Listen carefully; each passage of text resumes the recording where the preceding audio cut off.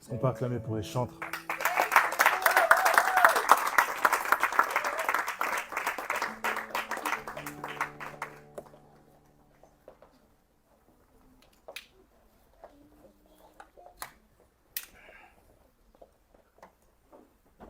Seigneur Yeshua, reçois toute la gloire.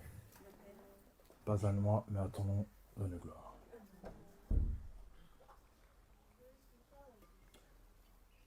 Prophète, merci pour la confiance. Je suis devant.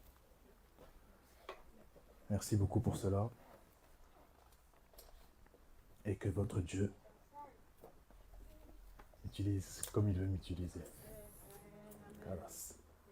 Comme on a dit, c'est l'œuvre du Dieu de ton Père qui t'aidera. C'est l'œuvre du Tout-Puissant qui te bénira. Amen. Alors le titre de mon message, c'est « La stratégie est dans l'instruction ». La stratégie est dans l'instruction.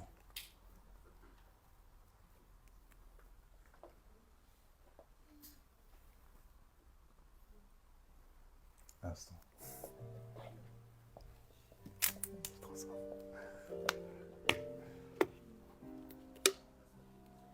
Ah oui, la stratégie c'est boire. Si tu ne bois pas l'eau qui est la parole, tu es foutu. Ah, même là, tu peux tirer un exemple. Donc on va aller dans Genèse 12, au verset 6.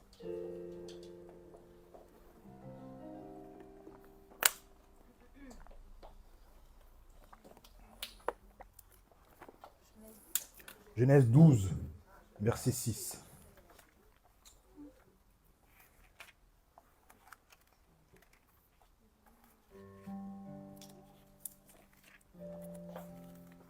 Oh, Shama.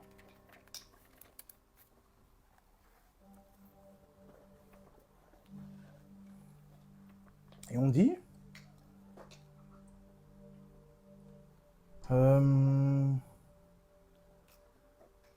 bon, je vais même commencer au verset 1, comme ça, vous avez un contexte. Donc, l'Éternel, au verset 1, l'Éternel dit à Abraham, va-t'en de ton pays, de ta patrie et de la maison de ton père, dans le pays que je te montrerai. Je ferai de toi une grande nation et je te bénirai. Je rendrai ton nom grand et tu seras une source de bénédiction. Je bénirai ceux qui te béniront et je maudirai ceux qui te maudiront. Et toutes les familles de la terre seront bénies en toi. Abraham partit, comme l'Éternel le lui avait dit, et Lot partit avec lui.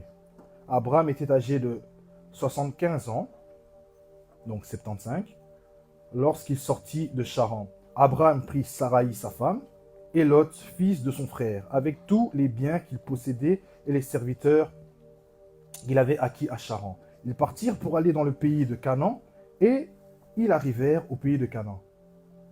Verset 6. Abraham parcourut le pays jusqu'au lieu nommé Sichem, jusqu'aux chênes de Morée.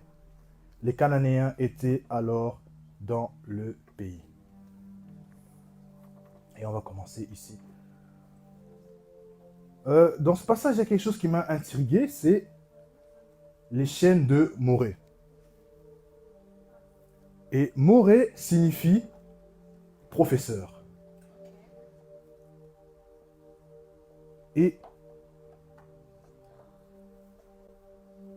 il arrive donc à un endroit, il a quitté son pays, sa patrie.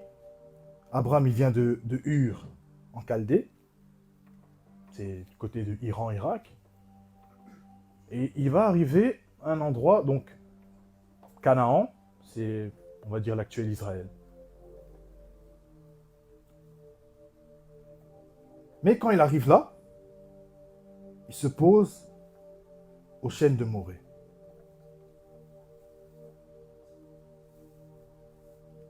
Et donc, comme j'ai dit, Morée, c'est le professeur. Dans cette saison, alors que nous sommes en train d'effectuer une traversée, tu dois déjà voir et croire que tu es de l'autre côté. Commencer. Parce qu'il y a un mois de cela, la dernière fois que j'avais prêché, j'avais parlé et je disais qu'il y avait des tribus qui devaient justement passer le Jourdain pour aller à Canaan, pour pouvoir prendre possession du territoire. Mais là, il s'avère que lui, il est déjà sur Canaan. Et Abraham, c'est le père de la foi. Il voit. Et ici, il arrive à un endroit où il a besoin d'une stratégie, il a besoin d'une instruction. Parce que c'est là, en fait, que se trouve ta réussite. L'instruction prophétique va te donner l'avantage sur les Cananéens. Il faut savoir que les Cananéens, c'est un peuple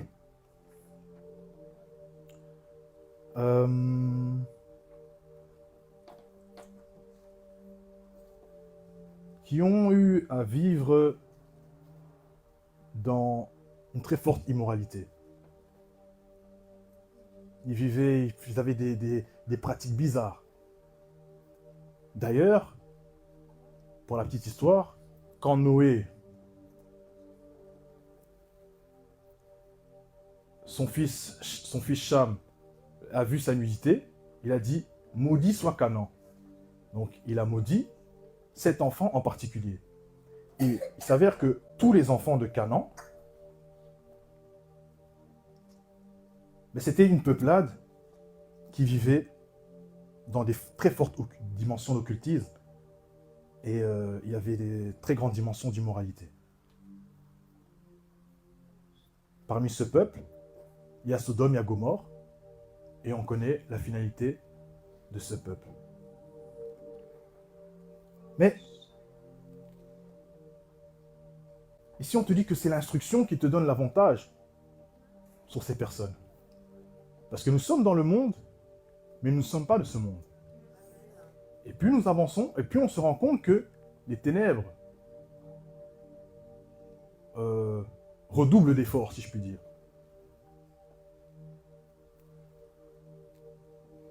Canaan, ça veut dire marchand, commerçant, qui trafique. Mais ça veut dire aussi terre basse. Donc quand tu vas à la terre basse, tu comprends que ce sont des gens, tellement ils sont dans l'immoralité, ils sont prêts à se compromettre, à vivre dans une certaine bassesse, pour assouvir leurs pulsions, leurs désirs. Ils n'hésiteront donc pas à aller contre la volonté de Dieu. Et c'est des choses qui se passent aujourd'hui dans le monde. Quand on regarde le monde, c'est rempli de personnes qui agissent comme les Cananéens.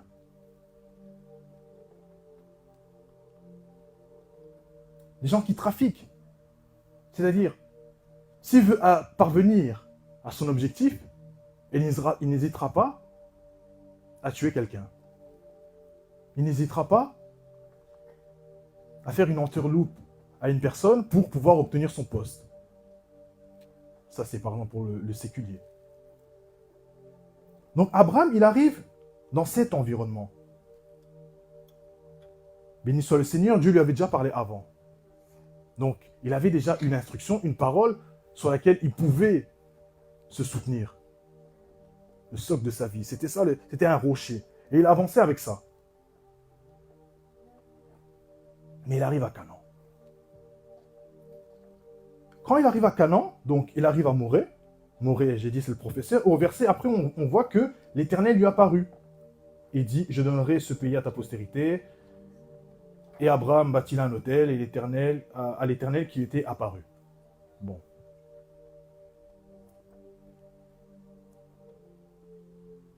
Si Dieu te fait grâce comme Abraham, il t'apparaît, gloire à Dieu. Mais il faut comprendre que sur les chaînes de Morée, c'est l'endroit où tu es en contact avec l'instruction. C'est là où tu vas maintenant recevoir l'instruction pour la nouvelle saison. Parce que les Cananéens, ils ont leur manière de vivre et leur manière de faire.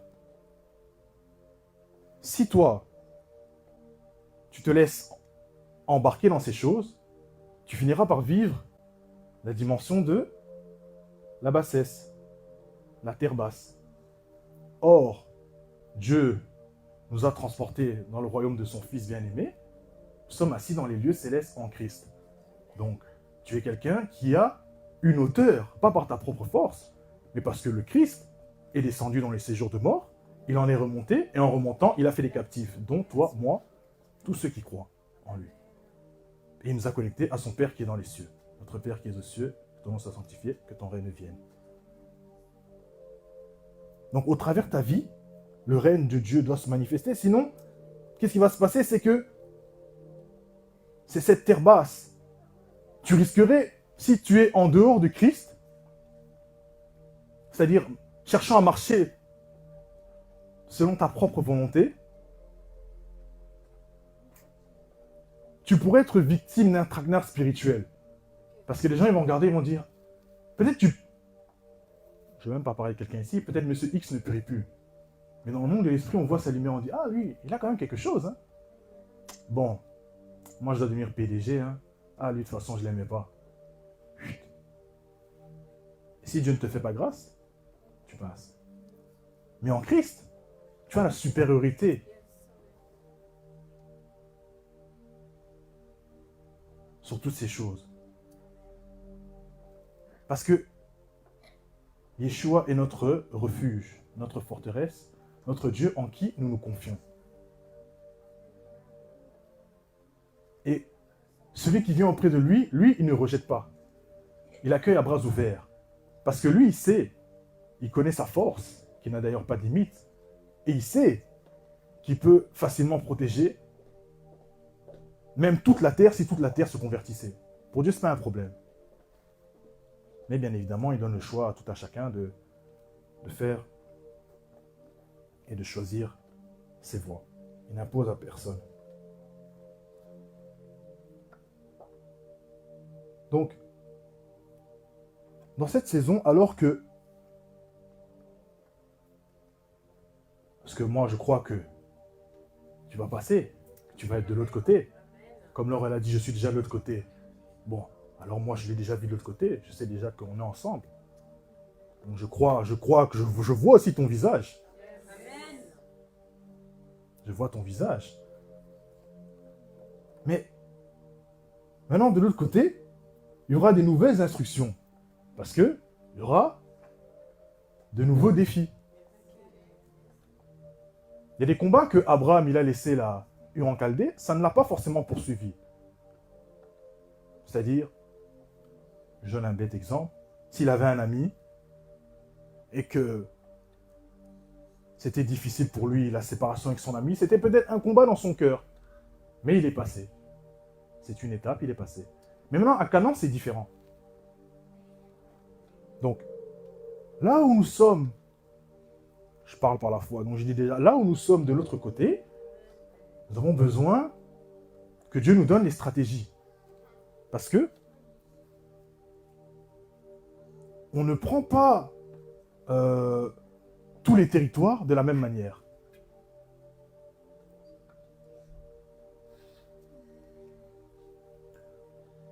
Peut-être, toi tu t'es dit non, pour faire ça, je dois rentrer en 10 jours de jeûne, certainement j'aurai la victoire.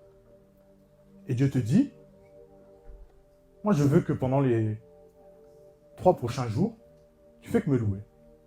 Et tu ne te plains pas, matin jusqu'au soir. Et même la nuit, je veux que, par exemple, je sais pas moi, il te donne 2h30, je veux que tu te lèves et tu fais que louer. Puis tu dors. Donc, c'est une autre stratégie. Il faudra maintenant que tu aies foi en Dieu pour pouvoir marcher selon ces stratégies qui t'est donnée, nouvellement donnée.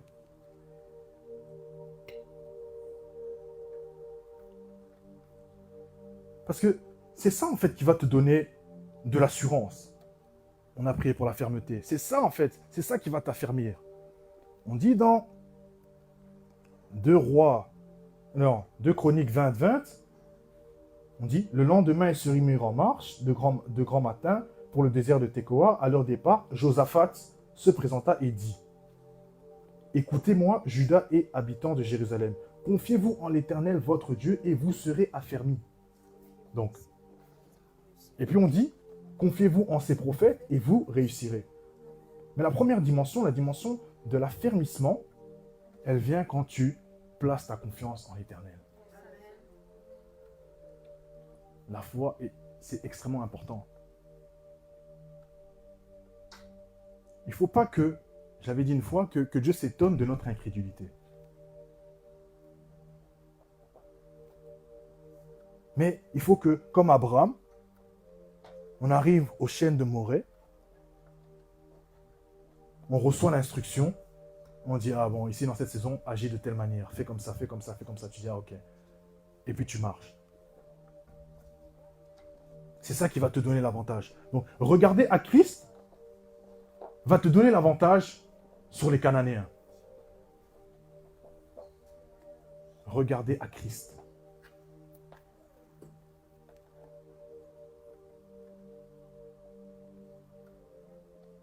Donc,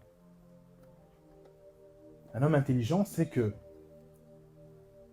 certes, le Christ, tu as la communion avec lui. Quand on parle de la croix, donc dans la verticalité, tu as la connexion avec lui. Mais c'est aussi le Christ dans les autres. Et ça forme la croix. Parce que Dieu parle tantôt d'une manière, tantôt d'une autre. Donc il faudrait qu'en cette saison, tu sois aussi sensible. Ça, c'est ce que Magali avait prêché il y a quelques semaines. On a commencé d'ailleurs avec ça. Cette sensibilité qui va te permettre de décoder Dieu. Ici, là, c'est Dieu qui me parle. Je dois avancer. J'ai besoin de ça pour cette saison.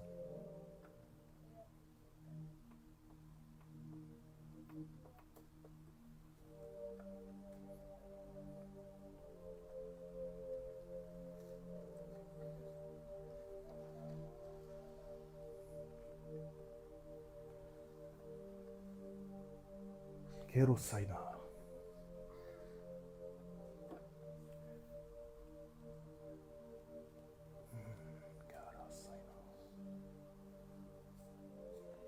Et donc j'étais là, et je me disais, mais je réfléchissais à ce que j'allais dire, et l'esprit m'a dit, Aïn. Il dit, oh, Aïn. Il dit, ouais, va regarder ce que ça signifie Aïn. Et j'ai regardé et j'ai vu que ça signifie l'œil. J'ai dit, ah. Puis, là maintenant je vais vous emmener dans Josué 19, verset 7.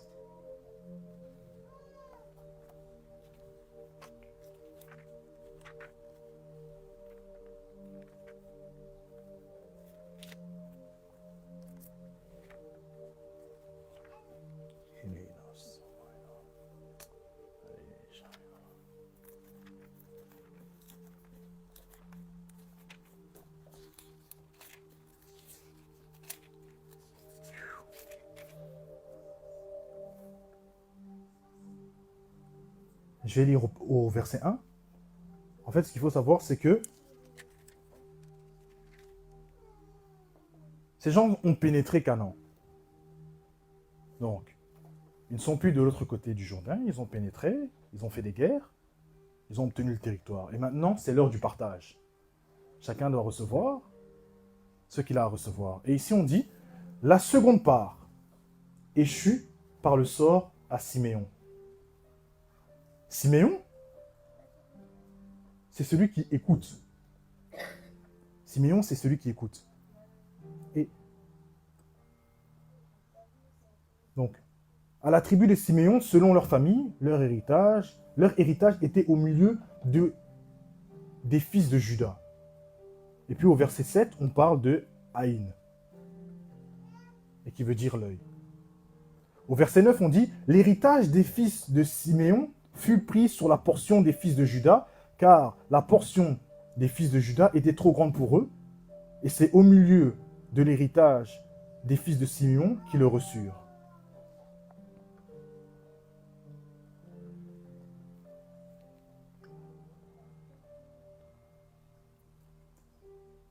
Au verset 7 aussi, on dit Haïn, Rimon, Éther, Achan, et on dit 4 villes et leurs villages.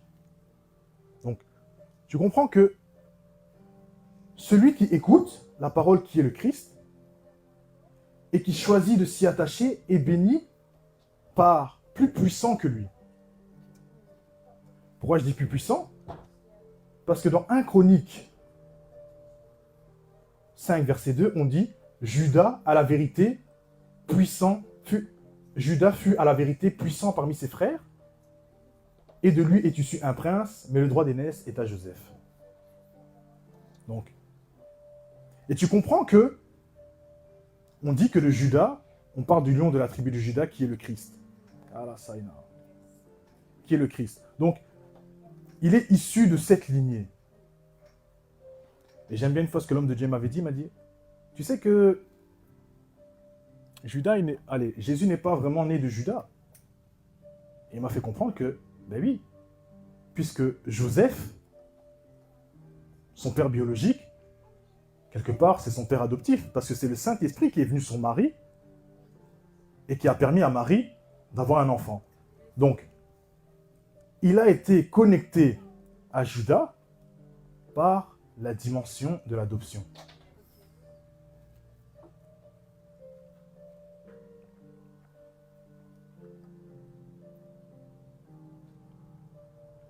Et Karasaina. Le livre de Romains nous parle, on pourra le lire après, dans Romains 8, 15, verset 17, on nous parle de l'esprit d'adoption qui nous fait crier et qui nous fait dire Abba Père. Donc, nous qui n'avions pas part, nous qui acceptons comme Siméon d'écouter, ben maintenant, on est connecté à quelque chose de plus puissant. Ce plus puissant-là, c'est le Christ. Et c'est lui en réalité qui te donne l'avantage, l'ascendant sur toutes les réalités qui sont liées tant sur le plan spirituel que sur le plan naturel. Et cette ville qui signifie Haïn,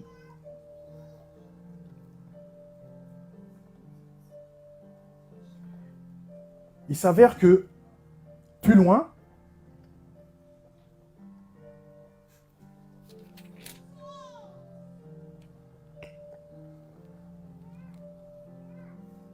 au verset 21, chapitre 21, les enfants de Lévi, eux qui ont part au sacerdoce, ils ne peuvent pas avoir un territoire, ils doivent avoir des villes, donc chaque pays où ils se situent.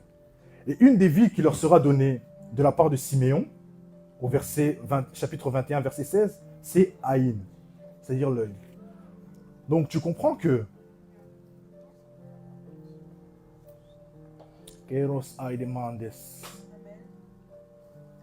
celui qui écoute, donc Siméon, la parole du Christ, et qui choisit de s'y attacher, Lévi, il est béni par plus puissant que lui, c'est-à-dire Judas. Donc, il y a une connexion entre ces réalités. Parce que si Dieu te parle et il te donne une parole, je donne un exemple, terre à terre, Dieu dit à quelqu'un, oui, tu vas devenir millionnaire. Tu dois croire, tu dois t'attacher à cette parole. Tu dois voir comme Dieu. Parce que si maintenant tu t'alignes selon la pensée et ce que Dieu a dit, alors là, tu es en accord avec Dieu et tu peux avancer. Parce que deux marchent ensemble. Et au préalable, ils s'accordent. Donc, si tu marches avec Dieu, tu dois chercher à croire en ce qu'il te dit, à ne pas douter. Parce que si tu doutes, il s'étonne. Y a-t-il quelque chose qui soit impossible? Y a-t-il quelque chose qui est étonnant pour Dieu?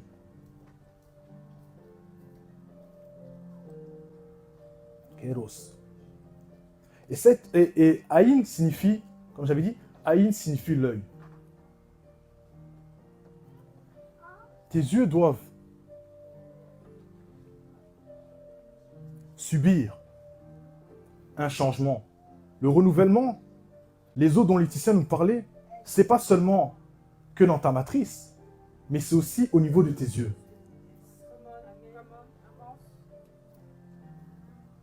Et ça, on peut le voir dans le livre de Genèse, au chapitre 26.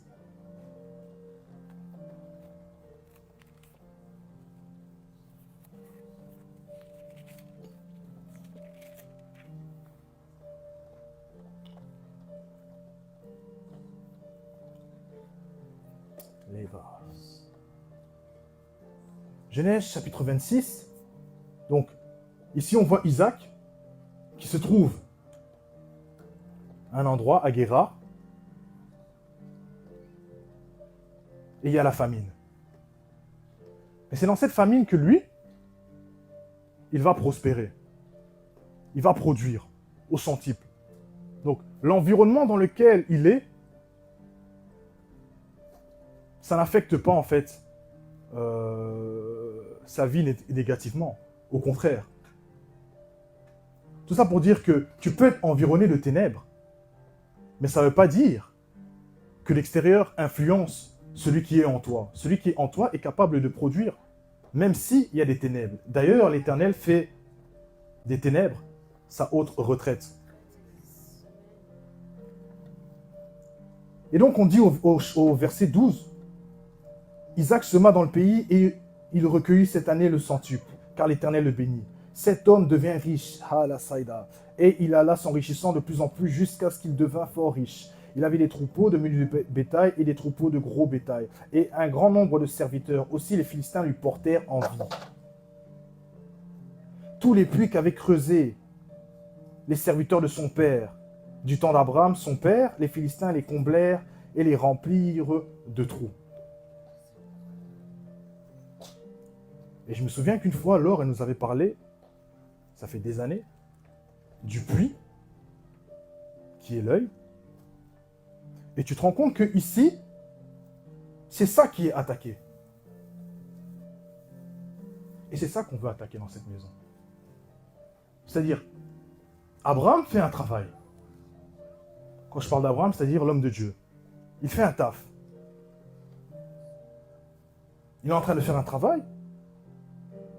Et le but de l'ennemi, c'est de boucher les trous. Parce que si Abraham reçoit la vision, Karas, si Abraham reçoit la vision, mais que cette vision n'est pas partagée avec sa descendance, ça ne perdure pas.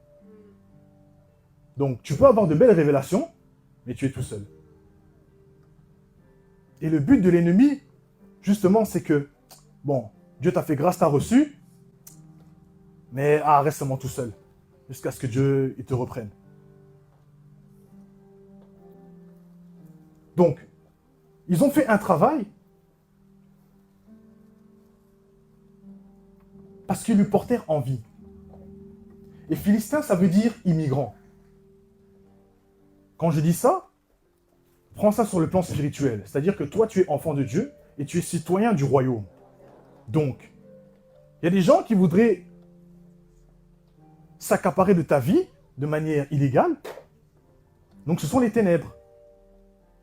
Et comme ils portent l'œil sur ce qui est en toi, oh, qu'est-ce que l'homme pour que tu prennes garde à lui, et le Fils de l'homme pour que tu te souviennes de lui. Il y a un mauvais œil. Parce que Dieu a aimé l'homme. Dieu aime l'homme plus qu'il aime les anges. Il aime ses serviteurs, mais il aime sa famille. Et nous sommes sa famille. Et donc les esprits qui ont chuté, eux, ils font tout un travail pour remplir, combler de poussière. Quand tu vois la poussière, on dit à l'homme, tu es poussière, tu retourneras à la poussière. Donc, tu peux voir aussi la chair qui sera excitée par l'ennemi pour que maintenant, l'enseignement que tu reçois, il soit discrédité. C'est pour ça qu'on a déjà entendu ici, dans les anciennes saisons, des gens qui ont lancé toutes sortes de rumeurs. Oh, mais tu sais, hein, nanana, nan.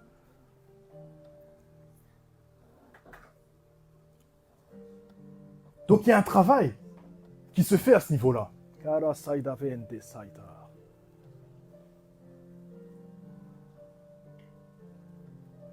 Dans le but d'arrêter quelque chose.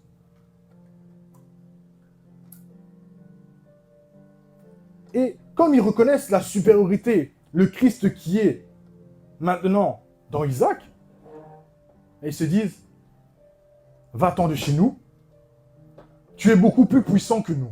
Pourquoi? Parce que celui qui est en toi est plus fort que celui qui est dans le monde. Donc si toi tu n'es pas conscient de ça, eux ils en sont conscients. Donc, soit ils vont essayer de t'étouffer, et si tu deviens trop dangereux, ben on fait en sorte que tu dégages. Mais Jésus est le rocher. Si le rocher a dit ici c'est ici, nous sommes stabilisés, ancrés sur ce rocher-là. S'il a dit on bouge pas, on bouge pas. C'est pas eux qui vont décider de nous faire partir. Donc, Isaac maintenant, lui, il va faire un travail. C'est de creuser à nouveau les puits de son père. C'est-à-dire, les enseignements qui sont donnés, les enseignements qui t'ont été communiqués, peut-être ça fait des années que tu marches avec l'homme de Dieu. Creuse là-dedans. Quand tu vas creuser, tu vas te rendre compte que tu vas trouver des trésors. Peut-être Dieu va te parler même plus que ce qu'il a dit à l'homme de Dieu. Je me souviens une fois, l'homme de Dieu, il avait dit une phrase. Puis, j'avais écrit ça dans mon cahier. Et après, Dieu, quelques années plus tard, j'ai relu. J'ai dit, mais oh.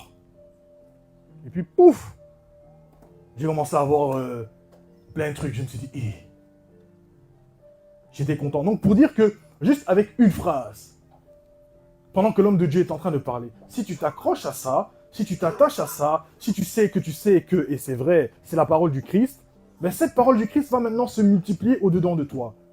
Donc, juste cette phrase peut devenir un fleuve d'eau vive, qui va alimenter ton fleuve d'eau vive, et qui va maintenant, pourquoi pas, te donner des rouleaux et des rouleaux. Ça peut partir de peu de choses. Il suffit d'une parole. Abraham, il avait une parole. Sur une parole, il a avancé. Sur une parole, il a marché. Sur une parole, il a creusé des puits. Donc, sur cette parole qu'il a reçue, il creuse des puits, et c'est-à-dire que dans cette parole, il trouve des profondeurs, il trouve des secrets. Sa relation avec Dieu, elle croît, elle va de l'avant. Karasaïda. Donc, comprenez le travail que l'ennemi veut faire par rapport à cette maison. Empêcher la croissance. Mais ils ne pourront pas empêcher la croissance. Qu'est-ce que l'Or nous a dit? L'Éternel est venu fertiliser la couche. Or, si l'Éternel vient fertiliser la couche, assurément, il y aura des naissances. Assurément, il y aura la manifestation. L'homme de Dieu nous avait dit aussi, le ciel est venu bénir la terre. Donc, assurément, les choses vont se manifester. Mais il faut maintenant que nous ayons foi. Nous ayons la foi. Que nous soyons en adéquation. Que nous voyons comme Dieu voit. Dieu te voit d'une certaine manière, toi aussi tu te vois. De la manière que Dieu te voit, toi aussi tu vois. Tu dis non, c'est ça. Si Dieu a dit, alors je suis comme ça. Et donc, en t'alignant selon la manière de voir de Dieu, ben, tu te rends compte que tu n'as pas envié ton voisin. Parce que toi aussi, tu as Dieu en toi. Or, si tu as Dieu en toi, Dieu n'a pas de limite. Qu'est-ce qu'il peut faire? Ça va au-delà de Dieu en toi. Donc, celui qui a créé le ciel et la terre, l'univers. D'ailleurs, on ne sait même pas s'il y a un ou plusieurs univers. Dieu, il sait. Parce qu'on n'est pas parti jusque là-bas. Et il décide de résider au-dedans de toi. Je ne sais pas si tu te rends compte de ce que tu peux faire. Ça n'a pas de limite. Mais Dieu cherche seulement des personnes qui seront des partenaires et qui vont voir comme lui. Et quand Isaac il fait ce travail-là, après, qu'il a récupéré, qu'il a creusé sur ce que son père lui a dit, ben, on dit au verset 18, Isaac creusa de nouveau les puits d'eau. Non, c'est pas ça, je descends, 19. Les serviteurs d'Isaac creusèrent encore dans la vallée et y trouvèrent un puits d'eau vive. Les bergers de Guérard querellèrent les bergers d'Isaac en disant « L'eau est à nous », et il donna au puits le nom des secs, parce qu'ils s'étaient disputés. Ses serviteurs creusèrent un autre puits, au sujet duquel on chercha aussi querelle, et l'Abna Sidna. Donc, quand toi tu rentres dans cette dynamique de creuser les choses que tu as reçues, une parole que l'homme de Dieu a donnée,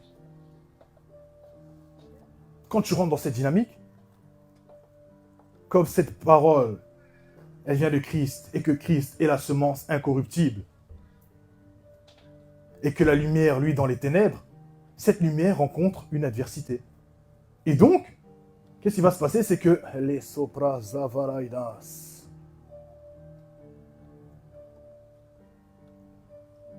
tu feras ce travail, et il peut y avoir une opposition. Mais toi, persévère. Persévère parce que tu crois que Dieu est plus fort. Et par force de persévérance, tu te rendras compte que tu vas encore creuser et tu vas trouver Rehoboth. C'est-à-dire, Dieu nous a mis au large. Les adversaires que tu voyais, tu te rends compte que tu ne vois plus. Pourquoi? Parce que tu étais à Morée, là où tu as reçu l'instruction. Et en recevant cette instruction, tu te rends compte que Dieu maintenant ajoute d'autres choses.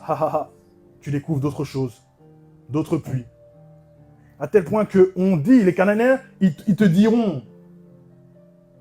Et là là c'était un Philistin, mais c'est le même principe. Il dira, tu es plus puissant que nous. Mais là, tu ne seras pas seulement plus puissant à leurs yeux dans l'inconscience, mais parce que comme tu as creusé des puits, tu seras maintenant davantage conscient de celui qui réside en toi et du fait que le Tout-Puissant est en toi. Et donc, comme le Tout-Puissant est en toi, ton Dieu t'ordonne d'être puissant parce que tu ne vas pas te baser sur ta puissance, mais tu vas te baser sur lui. Christ en moi, l'espérance de la gloire.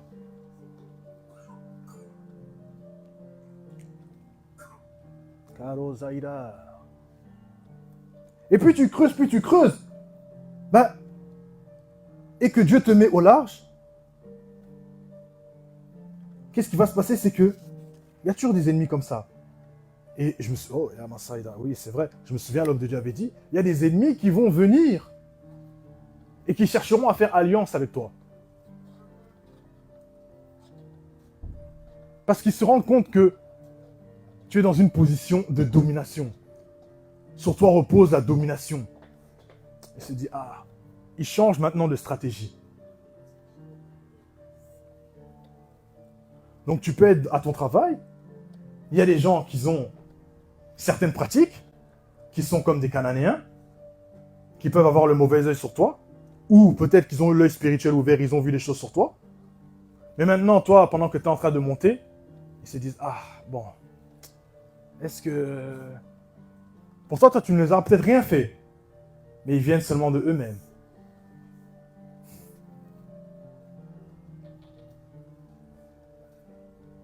La lumière fait luire les ténèbres, mais les ténèbres sont aussi attirées par la lumière. Tu brilles, doivent venir.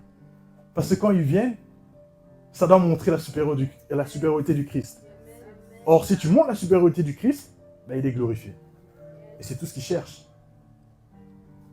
Que son nom soit glorifié partout sur la terre, jusqu'aux extrémités de la terre.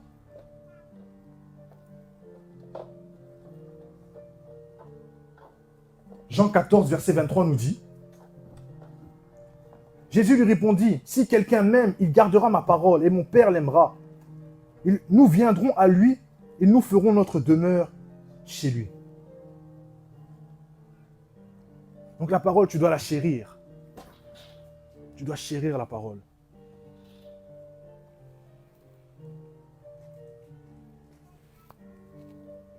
Au commencement était la parole. Tu dois aimer les autres dimensions. Parce que tu dois aimer tout de Dieu. Mais tu dois aimer la parole. Parce que la parole, c'est elle en fait qui va te donner la stabilité. Puisque tu es sur le rocher qui est le Christ. Tu deviens stable, mûr, constant. C'est avec la parole que tu peux et tu es capable de produire du fruit chaque saison. Pourquoi? Parce que les paroles de Dieu sont esprit et vie. Et l'esprit aime reposer, certes, sur le corps humain, parce que je répandrai mon esprit sur toute chair, mais sur un corps humain qui accepte justement que la parole, la semence de la parole soit en elle. Et les deux travaillent ensemble.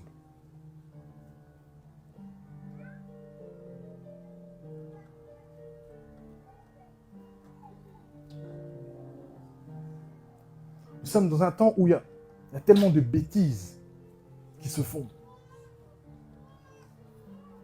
Des choses abominables qui sont mises en place et qui ne glorifient pas le Seigneur.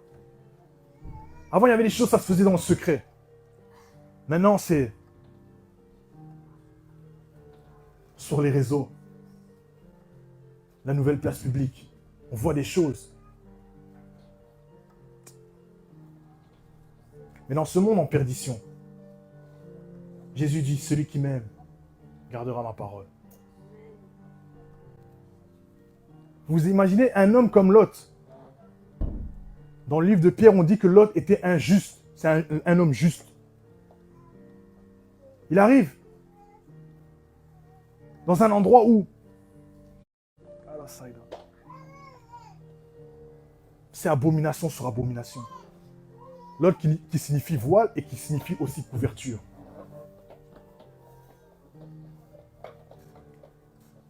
Dans son cœur, il était challengé, attristé par tout ce qu'il voyait.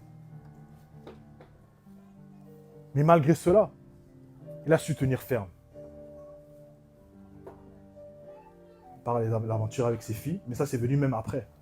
Mais de lui-même, dans ce territoire-là, ce territoire n'a pas eu raison de lui. Et quand Dieu a décidé d'ôter la couverture, l'hôte de la ville, le jugement est tombé. Donc, comme nous sommes la lumière du monde, il faut absolument que tu prennes conscience de cela parce que il y a peut-être des choses qui n'arrivent pas à tel endroit, c'est parce que toi tu pries. Tu élèves ta voix en prière. Et en élevant ta voix en prière, tu couvres peut-être ton quartier. Le diable veut peut-être opérer dans une certaine dimension, mais parce que toi tu pries, ça ne passe pas. Il y a des interférences.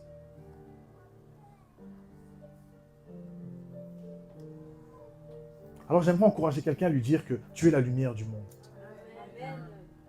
Tu es la lumière du monde. Karas.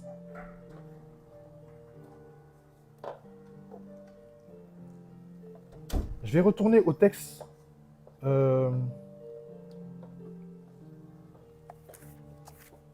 d'Abraham. Karas Sainara.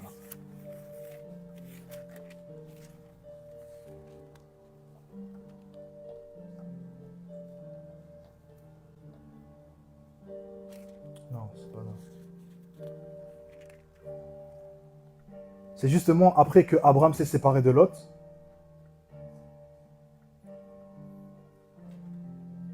On lui dit, au verset 17, après que Dieu lui ait dit une promesse, non, au verset 14, l'Éternel dit à Abraham, après que Lot fut séparé de lui, lève les yeux, et du lieu où tu es, regarde vers le nord et le midi, vers l'Orient et l'Occident, car tout le pays que tu vois, je donnerai à toi et à ta postérité pour toujours. S'il y a quelque chose qui m'intéresse, c'est on lui demande de regarder. Donc, il a donc une vision à 360 degrés.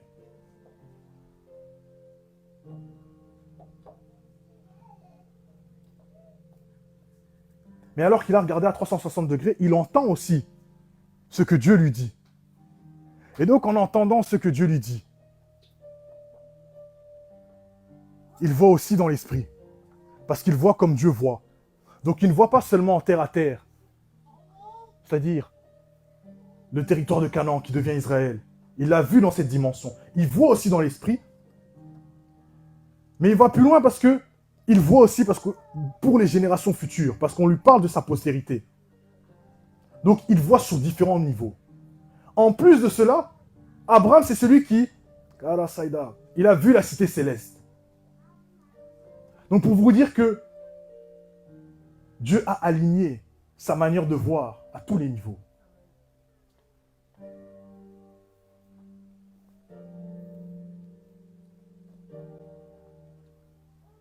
Et bien sûr, ça, quand Dieu dit à Abraham, quitte ton pays, quitte ta patrie, vers le pays que je te montrerai, une fois il m'avait dit ça, il avait déjà aussi dit ça ici, c'est aller en fait vers une meilleure version de soi-même. Ça s'est peut-être pas fait en un jour. Mais en tout cas, quand Dieu lui a parlé, il a cru. Et il a avancé. C'est déjà le point de départ. Si tu ne crois pas, tu dois croire. Parce que quand tu crois, tu permets maintenant à Dieu d'évoluer avec toi à la prochaine étape. Chacun selon son niveau. Mais tu avances. Et puisque nous sommes par la foi des fils d'Abraham, ben nous aussi nous devons avoir part à l'héritage de notre père Abraham. C'est-à-dire de ceux qui voient, qui prennent conscience que Dieu est véritablement là, ce qu'il m'a dit, il va l'accomplir. Alors ça te permet maintenant d'avoir une autre manière de voir à tous les niveaux.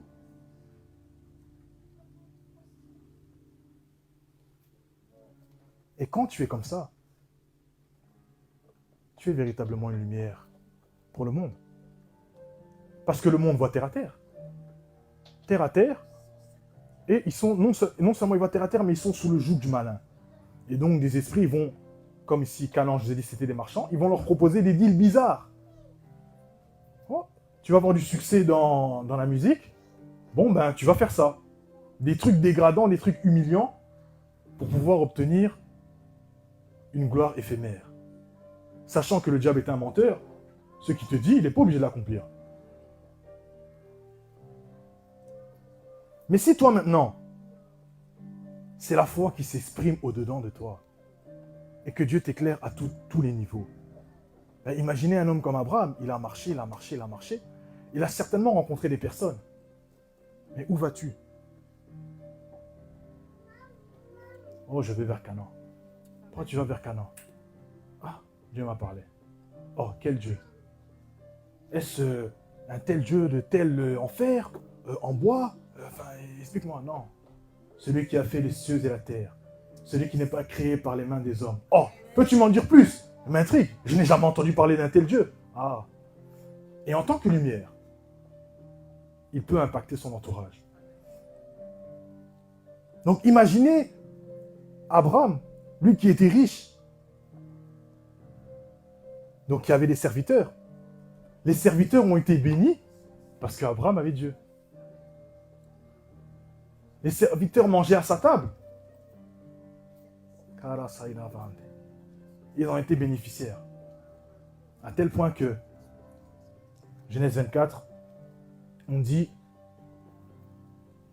Abraham il envoie un serviteur, et le serviteur, pour chercher une femme pour son fils, il lui dit, ce serviteur va faire une prière. Ô Dieu d'Abraham, permets aujourd'hui que je trouve ce qu'il a demandé. Je paraphrase. Mais pour dire que lui aussi, éclairé par la lumière, il était conscient qu'il y a un Dieu vivant. Il n'a pas donc appelé un Dieu avec lequel il marchait à l'époque. Mais la rencontre avec Abraham a mené aussi un shift dans sa vie.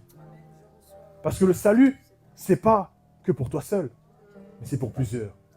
Certes, le salut est individuel, mais une fois que le salut te rencontre, il y a plusieurs qui peuvent en bénéficier. Parce que nous sommes la lumière du monde. Karasaina.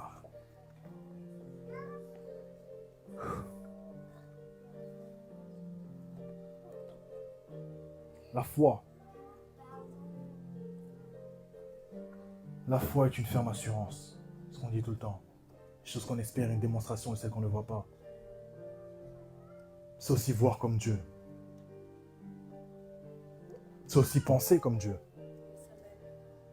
C'est se conformer en fait comme Dieu. Parce que quand tu as le Christ en toi, ce qui se passe, c'est que nous sommes censés marcher comme le Christ lui-même aurait marché sur la terre. Et lui, il a marché en ayant la foi que son Père, quotidiennement, agissait dans sa vie. Il était conscient que Dieu ne peut pas le laisser, Dieu ne peut pas l'abandonner. Donc, puisqu'il est en toi, il faut aussi que ça éveille cette conscience partout. Pas seulement parce que tu es venu dans un lieu, pas seulement parce que tu t'es dit, bon, tu penses à Dieu seulement le dimanche quand tu viens ici. Le temps que tu es ici. Après, quand tu pars, tu laisses Dieu. Mais non. Ta conscience, c'est tous les jours. Parce que tous les jours, tu es avec le Seigneur, puisque le Seigneur réside en toi. Grâce.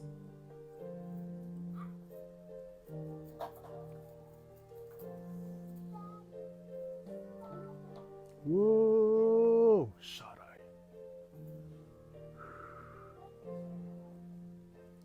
Que Dieu nous fasse grâce et qu'il débarrasse nos yeux de toute impureté, afin que nous soyons configurés selon la manière de voir de Dieu. Parce que cette manière de voir, elle est intéressante. Parce que si tu regardes humainement, tu vas te dire, oh non, mais ici, ça fait des années, on est un certain nombre, nanana. Si tu vas dans l'esprit, tu vois déjà que l'espace est saturé, on a déjà changé de lieu. Si tu vois dans l'esprit, tu te dis, moi je viens d'arriver il n'y a pas longtemps, mais il faut quand même que j'ai une vie qui soit droite, qui soit calibrée selon le Seigneur, parce qu'en réalité, les gens là qui arrivent, ils vont regarder à moi, parce qu'ils verront la lumière du monde. Ils ne vont pas se dire, ça fait 2 mois elle est arrivée. Tu dois déjà voir que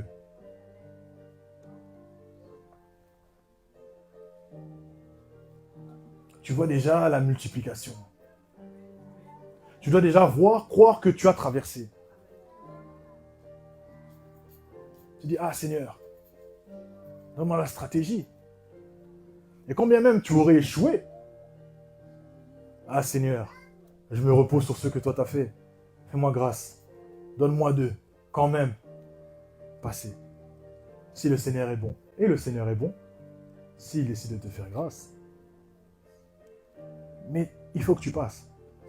Il ne faudrait pas que ton incrédulité te maintienne en arrière, et puis, parce que tu n'as pas cru à ce que Dieu veut faire pour toi, tu décides de te créer un autre plan, et puis,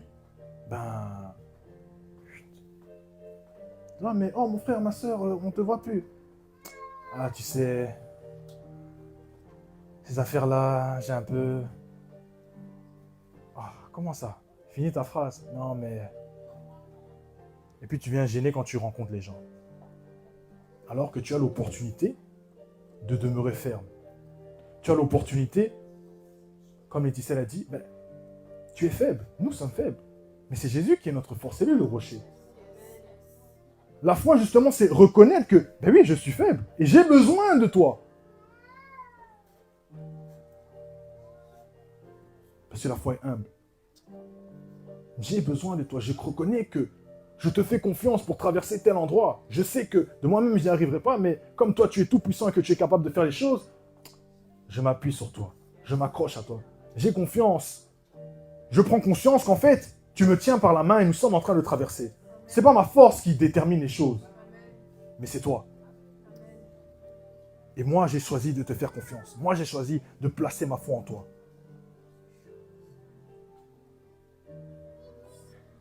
Ça, Dieu, il aime. Et dit, ah, toi t'as compris.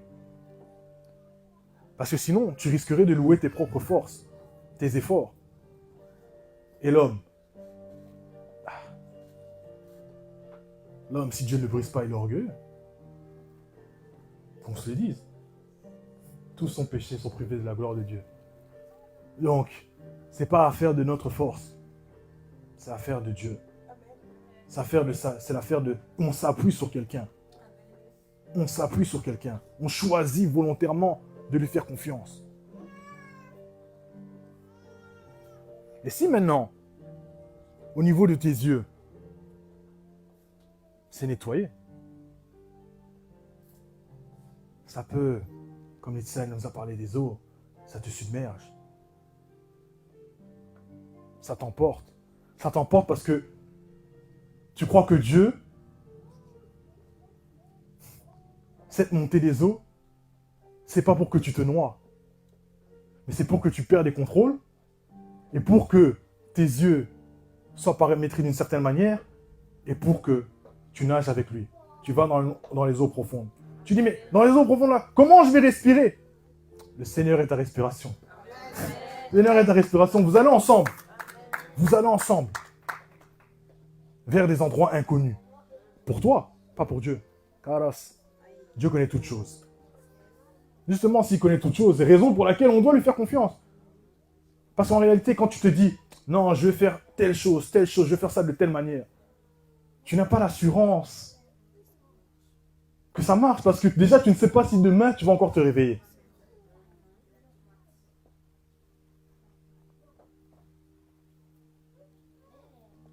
Je paraphrase ce que le roi Salomon dit, mais en gros, un homme peut avoir travaillé toute sa vie. Il a mis des biens de côté. Il a fait toutes sortes de choses. Tu ne sais pas si la personne qui vient après toi, elle va en prendre soin. Et cette parole, lui-même, l'a vécue dans sa vie. Pourquoi? Parce que lui, il était le roi d'Israël. Et qu'est-ce qui se passe après? Après lui, il y a eu un schisme. Et son fils n'a pas été roi d'Israël, il a été roi de Juda. Donc, la portion qui était réservée, elle était restreinte. Parce qu'il n'a pas la garantie du lendemain. Nous n'avons pas la garantie du lendemain. La seule garantie que nous avons, c'est Jésus. C'est le seul en qui nous pouvons faire confiance. Grâce. Alors j'aimerais encourager quelqu'un à ne pas baisser les bras. J'aimerais encourager quelqu'un à persévérer.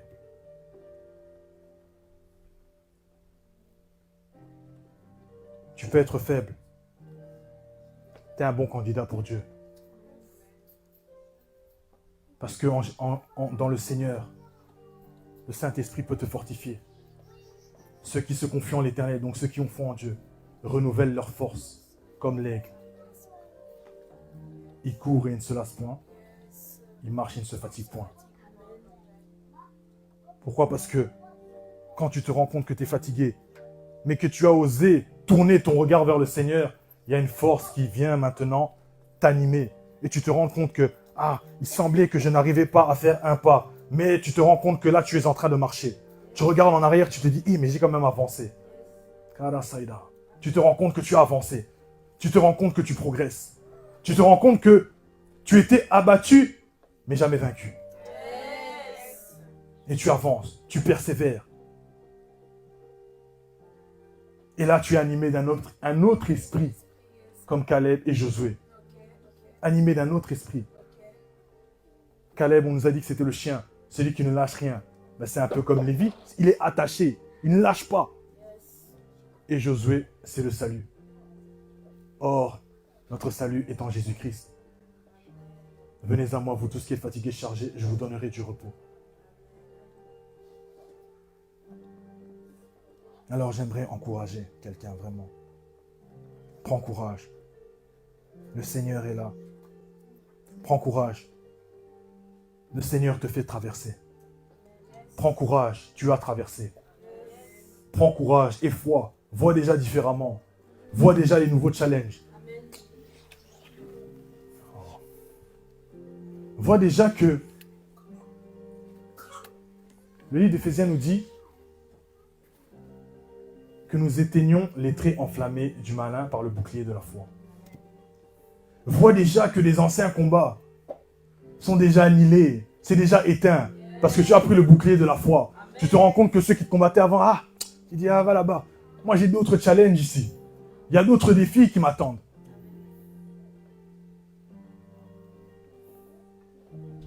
Et en marchant de cette manière, tu vas te rendre compte que les choses qui t'embêtaient ne t'embêtent plus. Parce que toi, tu as regardé vers le Seigneur, qui est ton avantage. Ils peuvent essayer de jouer la carte de la récalcitrance. Mais, par sa présence, je fais une rime. Celui qui est tout puissant agit par l'aspersion de son sang.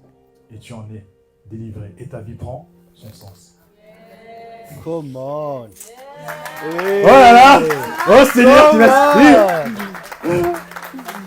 Ah oui. Ça rappe ici. Ah, Jesus. Toi la gloire, Seigneur. Mais vraiment, j'insiste sur ça.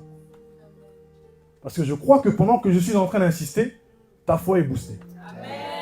Je crois que pendant que je me tiens ici, il y a quelqu'un à son cœur, ça fait non. C'est vrai. Ton esprit en toi atteste, le Saint-Esprit en toi atteste, ceux qui disent la vérité. Je ne peux pas abandonner. Malgré les épreuves, je ne peux pas abandonner. Je suis tombé peut-être hier, mais aujourd'hui est un nouveau jour. Amen. Le Seigneur a permis que je voie un nouveau jour. Ses bontés se renouvellent chaque matin. Je ne peux pas abandonner. Il a permis que je respire. Je ne peux pas abandonner. Kara Saïda. Je regardais en arrière, je regardais à ma vie. Je me disais non, je ne suis pas digne. Je suis trop loin pour que Dieu puisse me prendre. C'est justement toi que Dieu vient chercher. C'est justement toi que Dieu vient chercher.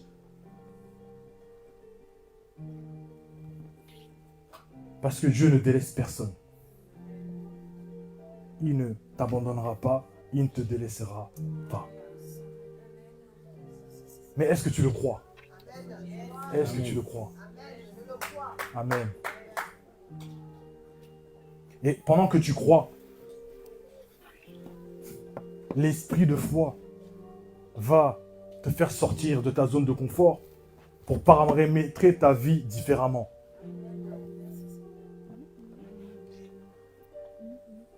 Abraham, il a entendu, il a cru. Il a dû quitter sa contrée, il a dû marcher. Bon, il était riche, il avait les chameaux. Donc, il a marché un peu, il a monté sur le chameau et il a avancé. Donc même là, tu vois que il a eu l'aide d'un chameau. Pendant que tu crois davantage, le Seigneur, il permet que tu aies l'assistance des anges. Pourquoi? Parce que quand les anges regardent dans l'esprit, ils disent, lui, il croit que Dieu peut faire. Maintenant qu'il croit, maintenant que telle personne croit, nous aussi, on peut maintenant travailler pour lui. Parce que sa foi sera connectée à la parole de Dieu. Et sur cette plateforme, nous pouvons travailler. Mais si maintenant une parole est donnée et que tu ne crois pas, eux, ils sont là à côté de toi, ils disent, bon, ils regardent seulement le Seigneur, ils disent, Seigneur, on veut bien, mais il ne croit pas, elle ne croit pas.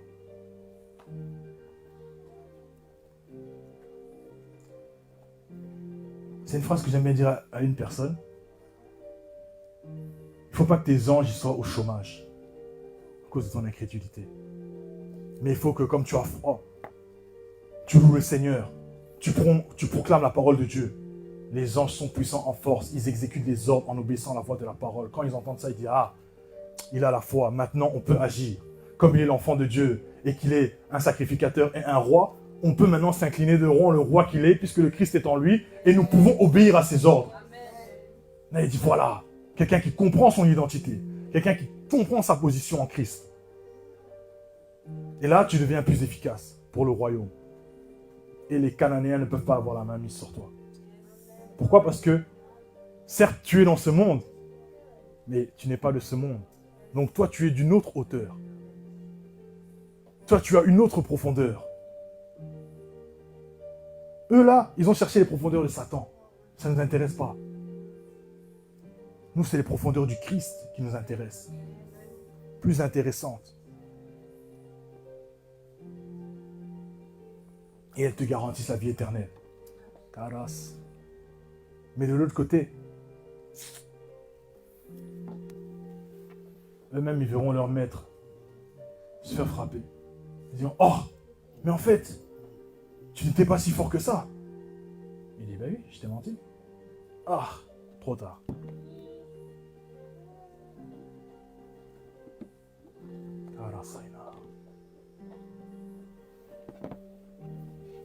Oh, Shainama. Est-ce que quelqu'un a la foi cet après-midi? Enfin, de quelle heure? 7h du midi.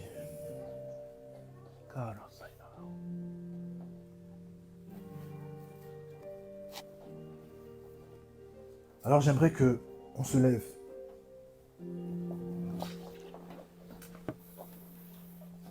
Tu vas prier, mais tu vas dire merci Seigneur parce que je crois que tu me permets d'aller de l'avant. Tu vas prier, tu vas manifester ta foi. Et je crois que l'Esprit va t'inspirer. Seigneur Dieu Tout-Puissant, non par ma force, non par ma puissance, mais je m'appuie sur toi. Et je crois que tu ne permettras pas que je rate. Je crois que tu ne permettras pas que j'échoue. Je crois, Seigneur, que je suis déjà de l'autre côté. Je vois, Seigneur, mes adversaires qui m'oppressaient hier tomber. Je vois, Seigneur, déjà les nouveaux défis, les nouveaux challenges, de nouveaux grades. Ah!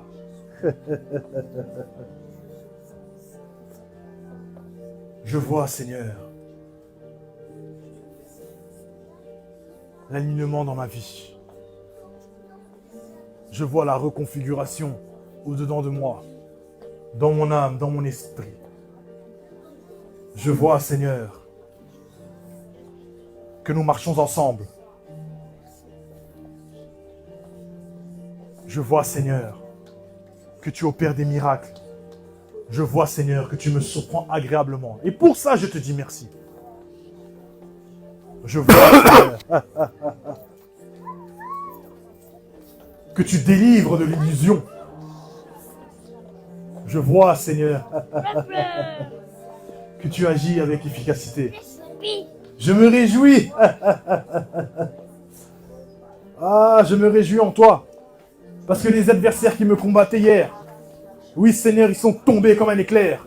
Je me réjouis en toi. Je me réjouis en toi, Seigneur. Et je te remercie du fond du cœur. Parce que la foi, trouve la demeure au-dedans de moi. Elle demeure au-dedans de moi. Karasaïda. Wow!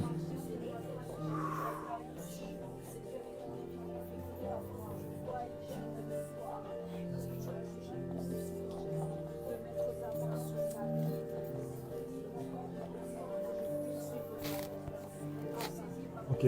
On va faire une autre prière. Ça vient dans mon esprit. Tu vas prendre quelques instants et tu vas maintenant proclamer des bonnes paroles sur toi.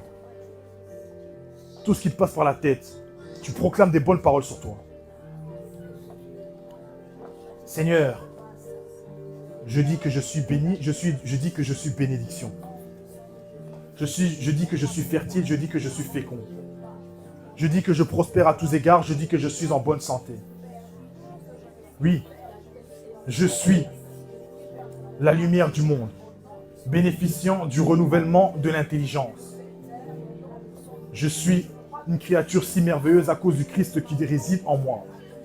Je suis un enfant de Dieu. Je suis aimé de Dieu. Alléluia. Je suis, à cause du Christ en moi, solution pour plusieurs. Je suis, à cause du Christ en moi, une réponse pour des nations. Je suis, à cause du Christ en moi, un salut pour plusieurs. Je suis, à cause du Christ en moi, un agent de guérison. Je suis, à cause du Christ en moi, un représentant de Dieu, un fils de Dieu. Alléluia. Mes mains sont bénies. Je suis béni. Tout mon être est béni. Mon intérieur est béni. Mes entrailles sont bénies. Ma descendance est bénie. Alléluia. Wouh! Char d'Israël. Les Fatah.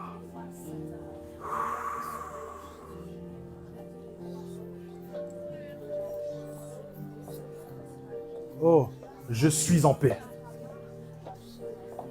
Je suis serein. Je suis comblé, je suis rassasié. À cause de toi, le riche qui rencontre ma vie. Alléluia. Alléluia.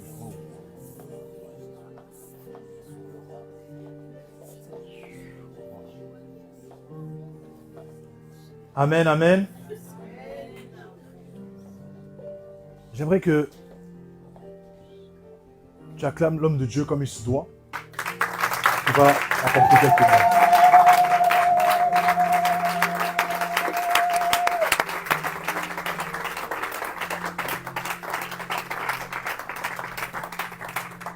Tu peux me ramener mon frère.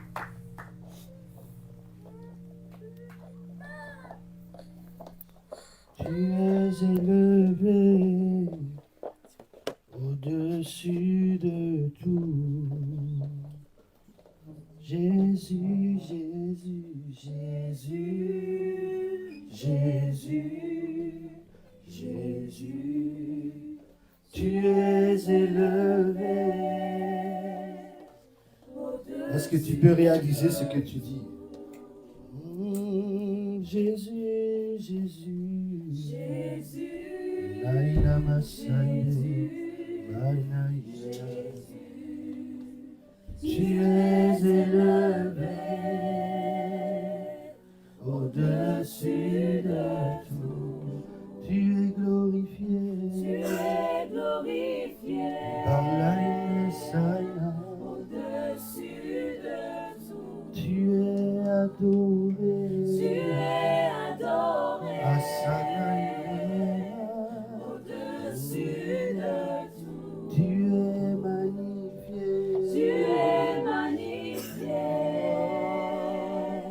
Au-dessus de tout. Tu es adoré. Adoré. Sana, adoré. Adoré. Sanaïda.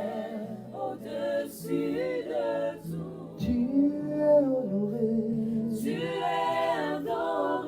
Honoré, honoré. Au-dessus. Saïdé, honoré. Asana. Au-dessus de tout. Jésus, Jésus, Jésus, tu es élevé au-dessus de tout.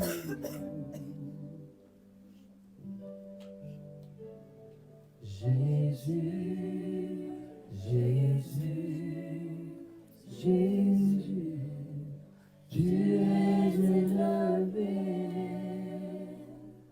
au-dessus de tout. Tu es élevé. Je t'élève au-dessus de tout. Adoré. Tu es adoré. Au-dessus de tout. Tu es magnifié.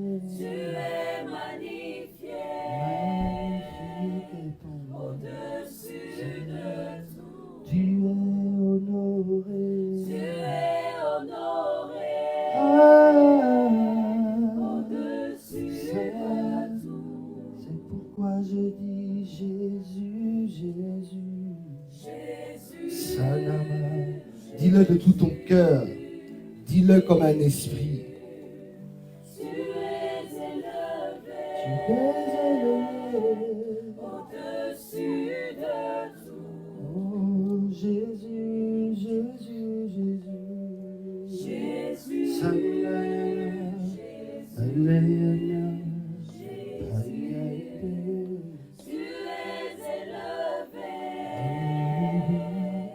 au-dessus de tout. Tu es acclamé. Tu es acclamé Assaïa. au-dessus de tout. Tu es acclamé.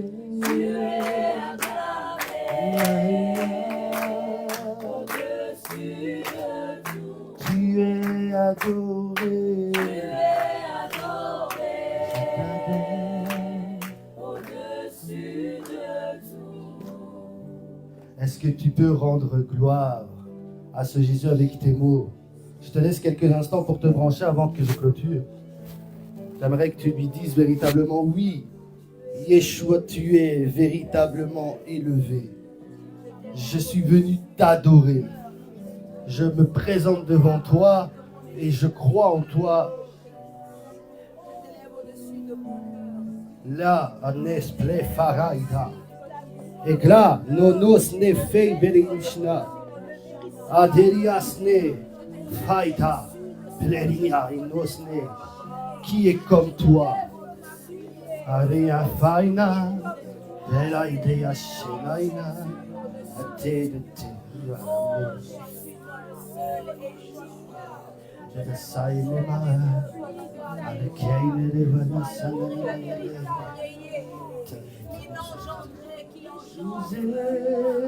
le vent nos voix pour l'adorer. Oui, l'agneau est souverain.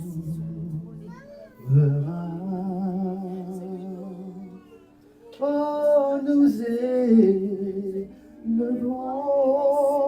nos voix pour l'adorer, car l'agneau est souverain. Chantons gloire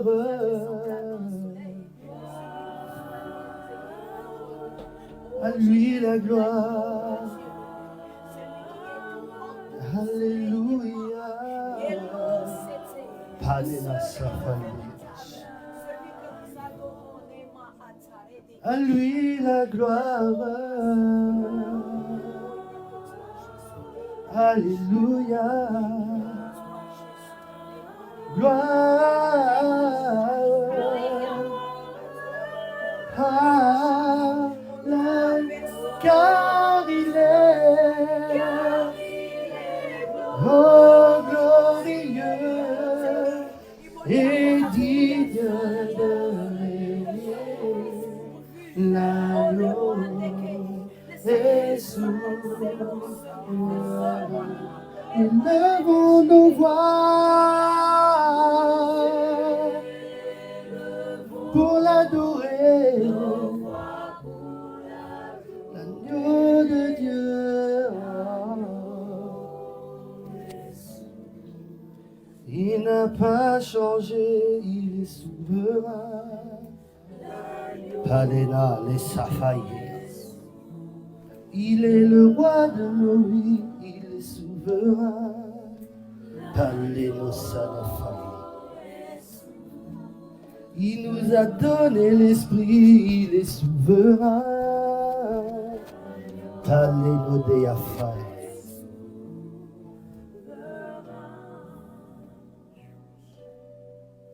Nous élevons nos voix pour t'adorer.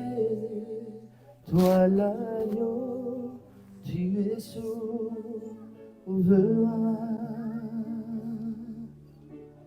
Oh, j'élève la voix et mes mains pour t'adorer. Car l'agneau est souverain.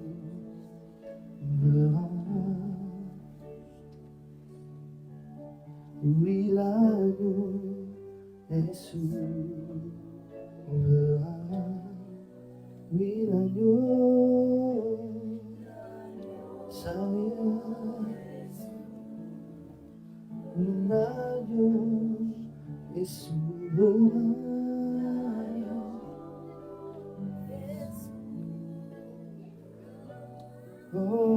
es souverain. Tu es souverain.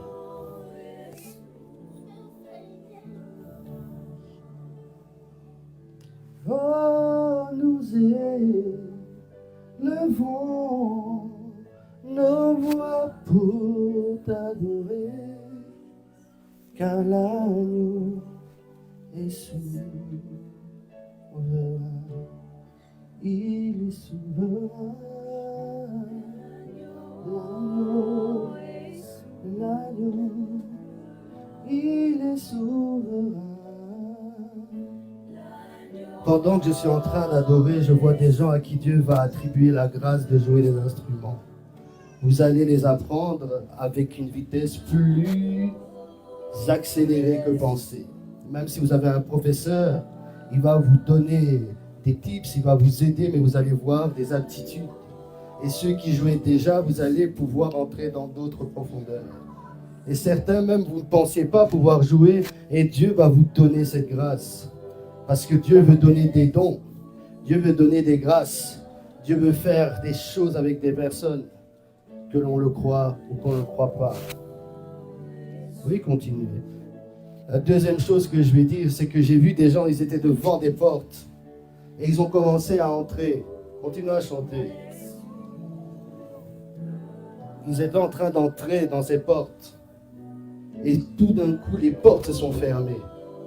Et le Seigneur dit, retourne devant cette porte, elle va s'ouvrir à nouveau. Oh là là, mais est-ce que je parle à un peuple?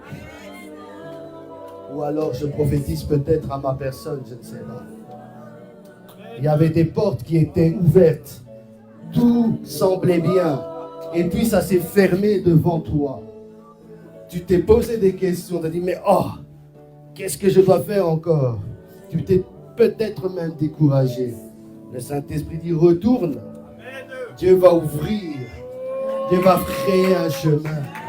Dieu va changer le nom en oui. Il y a des gens devant vous. Dieu va changer le nom en oui. Ah, il est souverain. Saint.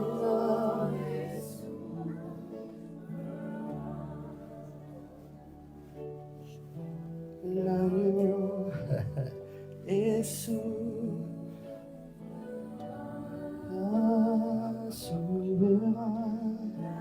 Je veux t'adorer, je veux t'adorer, je veux t'adorer.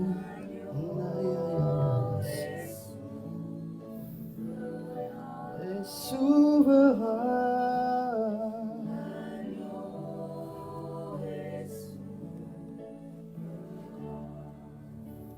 Une dernière fois.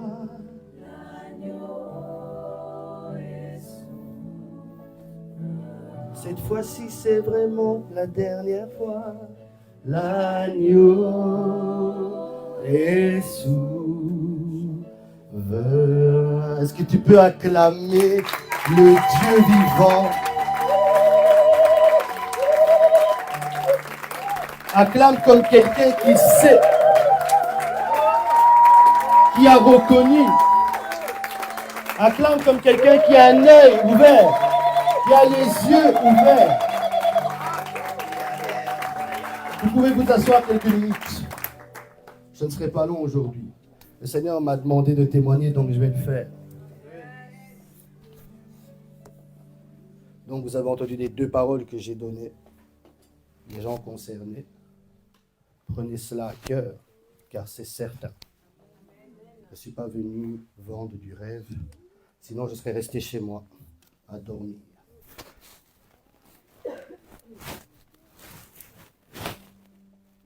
Le Seigneur m'avait dit, oui, durant le mois de décembre, je vais te visiter personnellement, je vais te faire grâce, je vais te faire du bien. Et je m'étais dit, ouais, c'est bien. On va voir, on va se connecter, on va rester branché, on va rester obéissant. On va rester calme et on va obéir à Dieu. Et la première semaine déjà de décembre, il y avait des signes. Vous savez, quand Dieu veut faire quelque chose, quand Dieu est dans les parages, il y a des signes. Dieu envoie d'abord des signes avant-coureurs. Des signes avant-coureurs que la saison est en train de changer. Souvent, on entend ta saison a changé, c'est un nouveau jour. Et très souvent, c'est dans la dimension de l'annonce. Mais on ne peut pas vivre que d'une annonce. On doit vivre aussi avec des effets. Et donc, Dieu, ce qui se passe, c'est que des fois, il annonce. Et quand il annonce, c'est pour créer en nous la foi, pour créer en nous une espérance, pour produire en nous une persévérance. Et j'ai senti dans mon esprit une urgence, comme disait la servante, une urgence prophétique. Je me suis dit, sachant que Dieu veut me visiter, je vais commencer à me lever, je vais entrer en prière. Et je suis rentré en prière, j'ai commencé à prier un peu plus que je ne le fais d'habitude et à me connecter un peu plus que je ne le fais d'habitude. Et puis, j'ai commencé à dire non, je ne peux pas rester comme ça. Je dois encore faire quelque chose. Et puis, mon esprit a commencé à comprendre. Le temps des sacrifices arrive. Donc, j'ai commencé à regarder, Seigneur, qu'est-ce que tu vas faire dans mes poches? Qu'est-ce que tu vas venir faire chez moi ici? Parce que je ne sais pas. Mais tu es le bienvenu. Faut pas toujours dire ça à Dieu si tu n'es pas prêt. Parce que quand tu dis que tu es vraiment le bienvenu, lui, il vient. Et ce qui est important, c'est que Dieu est la seule personne que quand il prend, il donne plus que ce qu'il a pris. Nous, on peut rendre à moitié, on peut faire un peu au-delà, mais lui, il fait bien au-delà. Et donc, j'étais en train de lutter avec une vie de sacrifice qui devait arriver dans ce mois de décembre. Et je savais aussi qu'il y avait un combat spirituel devant moi. Donc, je me disais, oui, la préservation, c'est le sacrifice. Si je veux que ma vie soit préservée, si je veux devancer l'ennemi, je dois le devancer aussi par une vie de sacrifice. Et donc, j'ai commencé à élever mon esprit pour sacrifier mon corps et élever mon esprit pour sacrifier mon temps, mon argent, tout ce que Dieu voulait que je mette sur l'autel. Et j'ai commencé donc à bâtir mon autel calmement, sûrement, devant Dieu. Et pendant que j'étais en train de faire ça, la semaine qui est arrivée, Dieu va me dire, voilà, un de tes amis prophètes va venir, il faut que tu l'héberges. Dieu, vraiment, les histoires impromptues comme ça. D'accord. Comme ça, un ami prophète que j'aime bien, si c'était quelqu'un que tu n'aimes pas, c'est plus difficile. J'ai dit, ok, il viendra. Je me suis préparé pour ça. La deuxième chose, il m'a dit, un de tes mentors va venir aussi, il va venir vers toi. Quand il viendra, sois bon envers lui et accueille-le. Je dis, lui, quand il vient toujours, il vide mes poches sans le vouloir.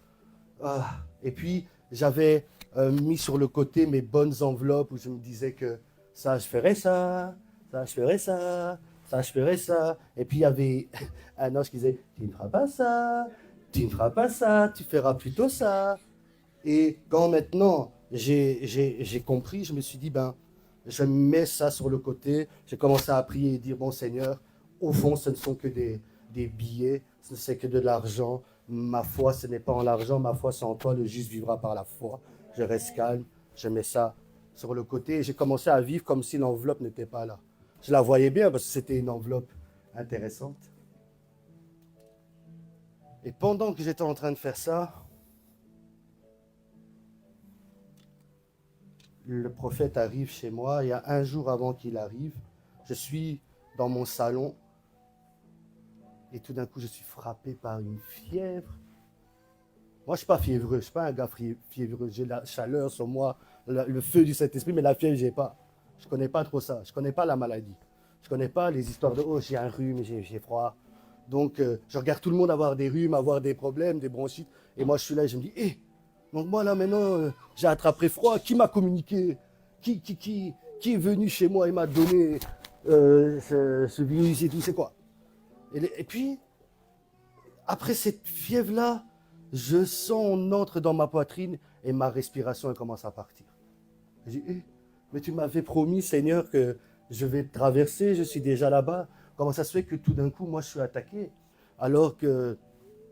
Et puis le Saint-Esprit m'a dit, mais tu te rappelles, ton esprit savait, tu avais fait des sacrifices, tu t'étais mis en règle, tu t'étais connecté à ma parole, donc tu ne mourras pas. Ouais, je dis, je ne mourrai pas, mais ça fait quand même mal. Il faut m'aider ici parce que le souffle il part. Et j'étais vraiment comme ça. Et les gens qui étaient à côté de moi ont vu que j'ai commencé à perdre la couleur. Et j'étais vraiment a commis baba dans les salons, hein. Comme ça, avec le souffle qui était en train de partir. Et donc maintenant, quand vous avez des gens à côté de vous, ils peuvent avoir deux alternatives. Non, pardon. Il peut y avoir deux options. Soit ils viennent et ils te regardent comme ça et ils ont peur. Papa va d'ailleurs, papa d'ailleurs. Ou ils commencent à faire la kaina machaya. Et ils commençaient, je voyais, hein, je les voyais prier, mais ça n'avait pas de. Comment je vais vous dire ça? Donc vous voyez des gens prier, vous vous dites, ah ça y est, ça va aller. Mais plus ils prient, plus ça sert. Plus ils prient, puis tu te dis, bon, est-ce que j'ai appelé ma mère? Est-ce que j'ai appelé mes frères? Est-ce que je vais dire au revoir? Est-ce que je vais leur écrire un mot quand même avant de partir? Je me sentais partir. Mais je ne le disais pas. Et puis aussi, il fallait charisme. Donc j'avais des trucs où j'étais comme ça, quand même encore avec du charisme. En même temps, un charisme un peu affaibli. Et j'ai dit, je vais mourir comme ça devant mes enfants spirituels à qui je prêche la foi comme ça. Ils vont se retrouver avec moi dans le salon en train d'être allongés. Et dans cette journée-là, dans la journée, je devais aller chercher le prophète.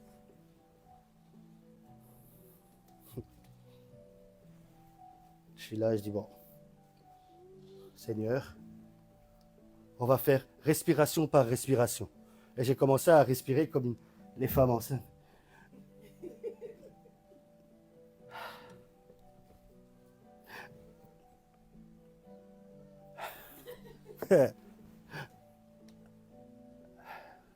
Et puis il y avait, ça va? Ouais, ça va. Mais ça ne va pas.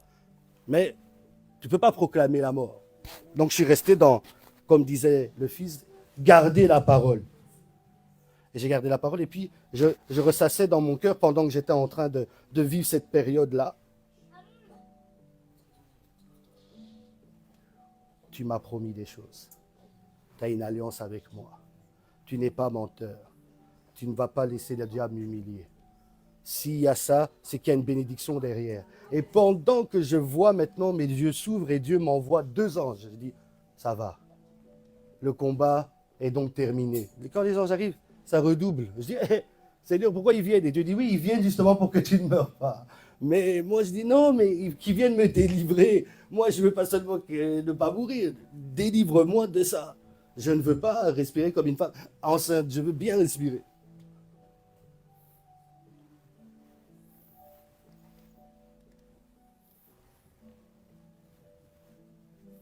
Je suis parti dormir avec dans mon esprit, je reviendrai demain, je ne vais pas mourir dans mon sommeil. Et j'ai commencé à proclamer, je ne mourrai pas du sommeil de la mort.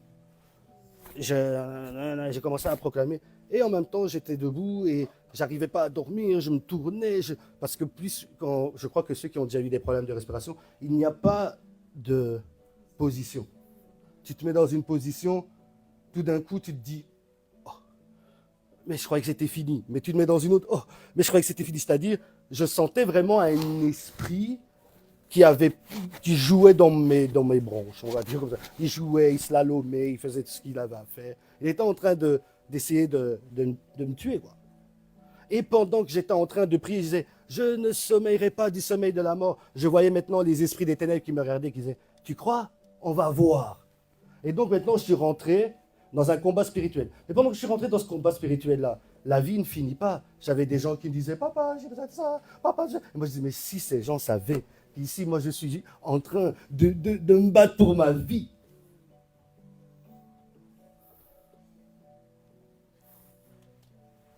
Et pendant que je disais ça, je disais, Seigneur, c'est pas grave.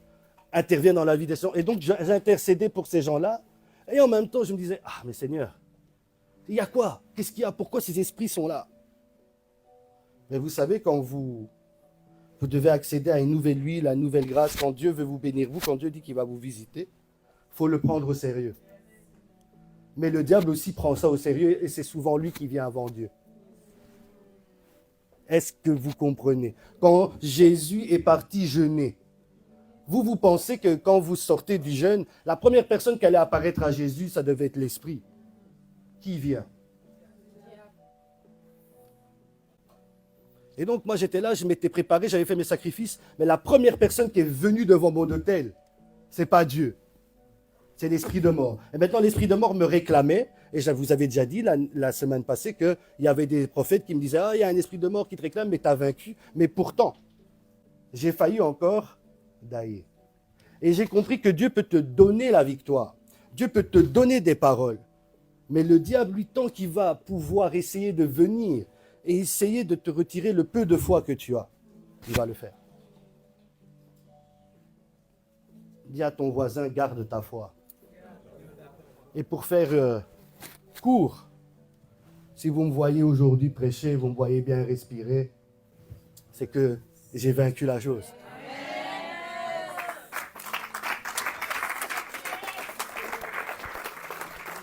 Et je me rappelle que c'était disait, on verra si tu vas aller dimanche. On verra. Nous, on va t'arrêter avant dimanche. Et puis, quand je suis... Ce qui était marrant, c'est que le prophète qui était avec moi, lui aussi, il luttait avec sa santé. Et on s'est regardé, lui et moi, on s'est dit, ah. Et je me rappelle, lui, il voulait qu'on aille faire des courses. Et je marchais vraiment... Moi qui, normalement, marche avec vraiment classe, détermination, là, j'étais vraiment... Il y a même des gens qui avaient peur parce que je suis parti aux toilettes, je ne suis pas revenu. Je devais m'asseoir, je suis resté... Seigneur, est-ce que je vais sortir de cette toilette ou je vais mourir dans la toilette? Mais, donc, pendant 2 jours, j'ai lutté pour ma vie. Mais le 3e jour, Dieu m'a sorti de la mort. Dieu m'a élevé au-dessus de mes ennemis. Et j'ai commencé maintenant à recevoir les transferts, les visitations et la bénédiction que Dieu voulait.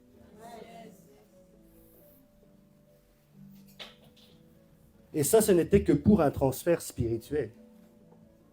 Alors imaginez maintenant ce qui va en découler physiquement.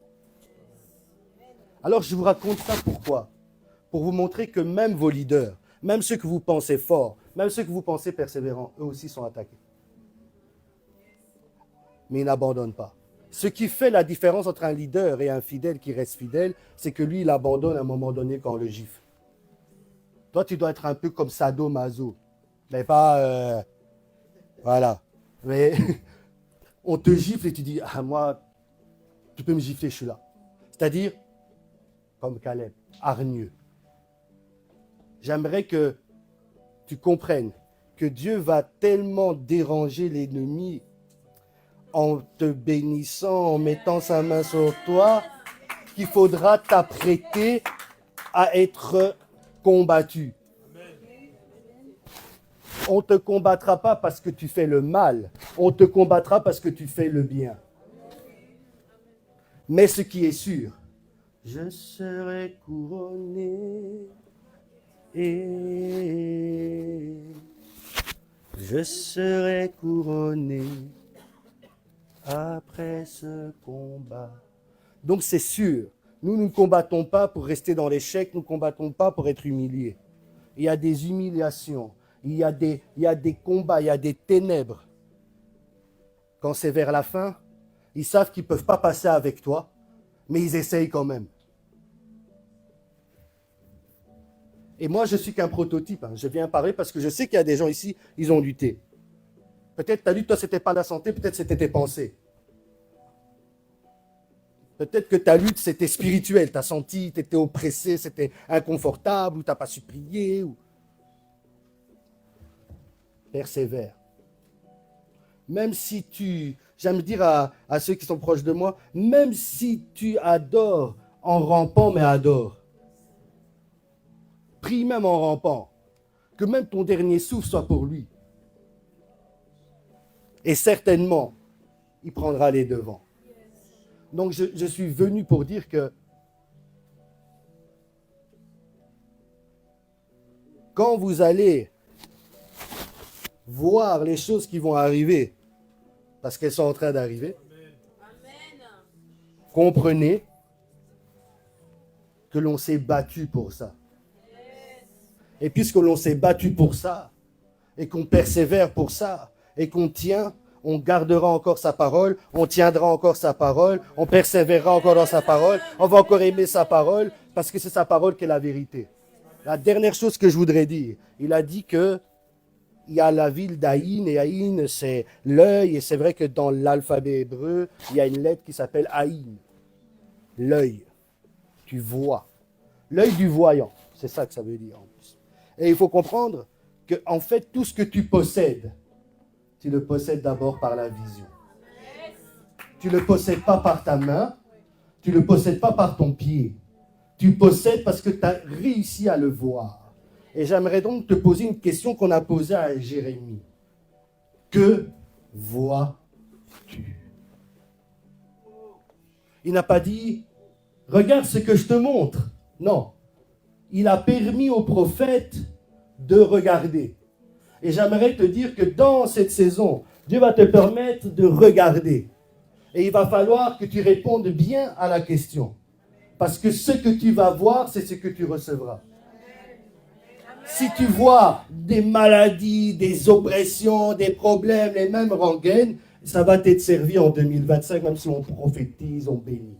Mais si tu vois la bénédiction, la gloire, la présence de Dieu, la délivrance, la main de Dieu dans ta famille, certainement, même s'il y a des luttes, tu vas arriver au bout. Pourquoi? Parce que Christ a dit, je vous laisse dans ce monde et vous aurez beaucoup de tribulations. Pourquoi vous pensez que Dieu va nous laisser et on n'a pas de combat alors qu'on a la lumière? Avant, si ça m'était arrivé, j'aurais pleuré à Dieu, j'aurais dit, ah, toi, tu ne m'as pas protégé. Maintenant, j'ai compris en fait que Dieu a permis qu'on me touche. Quand Dieu dit, ne touchez pas, mais ouais, c'est parce qu'il sait qu'il y a des gens qui vont. Mais quand tu viens toucher, attention. Parce qu'il y a du voltage. Et je sais que les personnes qui sont derrière cette attaque, je suis venu de dire publiquement, que je leur laisse 2 semaines. Sinon, leurs familles iront les voir sous terre. J'accepte toute repentance, même par message. Et ça, c'est très important de le savoir. C'est que Dieu est vivant. Et quand je fais des choses comme ça, je fais ça rarement. Et quand je le fais, je sais pourquoi je le fais. À un moment donné, on peut prier pour nos ennemis, c'est ce qu'on fait le plus. Mais à un moment donné, si tu engraisses celui qui te tue, il va te tuer. Tu lui donnes les armes et tu dis, allez, tue-moi. Il va te tuer. Mais si tu mets fin à sa vie prématurément, parce qu'il n'a pas aimé la vie, il ira juste voir de l'autre côté. Lui aussi, il va traverser, mais il va traverser à côté. Et je le dis pour moi, mais c'est valable aussi pour vous. Toute personne qui vous aura combattu, qui s'est levée contre vous, qui a pris votre nom d'une manière ou d'une autre, qui a fait des incantations, des imprécations, des mauvais sangs, quel que soit, que eux-mêmes tombent dans les pièges qu'ils ont tendus. Que même certains dieux apparaissent à ces gens comme il a apparu à Laban et qu'ils disent, laisse cette personne, ne le touche ni en bien ni en mal. Ne l'approche pas. Il y a des gens, Dieu va mettre autour de vous le shalom, laisse-le tranquille. Dis à ton voisin, opération laisser tranquille. Il faut laisser les gens tranquilles. Tu peux te lever, je vais te bénir avant de partir.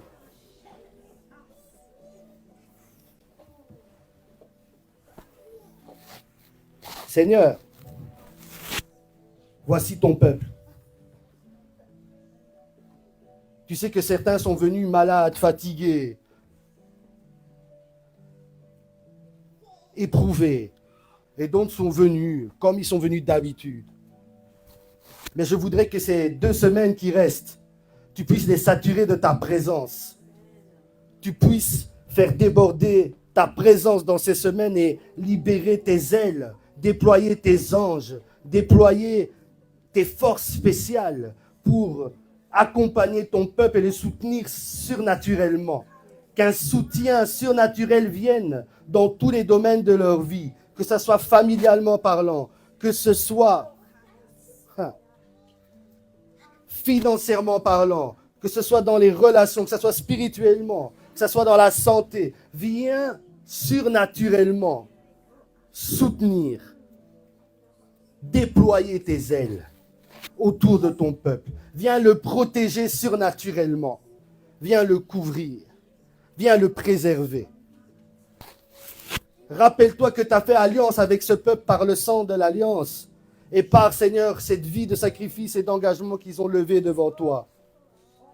Qu'ils ne soient pas confondus. S'il y avait devant eux de la confusion, s'il y avait devant eux toutes sortes de brouillards, d'opposition, que ça tombe au nom de Yeshua. Seigneur, je pense aux étudiants, fais-les prospérer, fais-les passer. Je pense à ceux qui ont un travail, s'ils doivent avoir la promotion, qu'ils l'aient, s'ils doivent changer, que ça change. Seigneur, que tu fasses des choses que seul toi tu sais faire. Que toi seul tu rentres dans leur combat, comme toi seul tu sais le faire. Seigneur, tu es entré dans mon combat. Seigneur, tu m'as montré que tu étais plus fort que la mort. Quand tu m'avais donné une parole, tu m'avais dit, je vais te montrer que tu es plus fort que la mort. Je l'ai vu.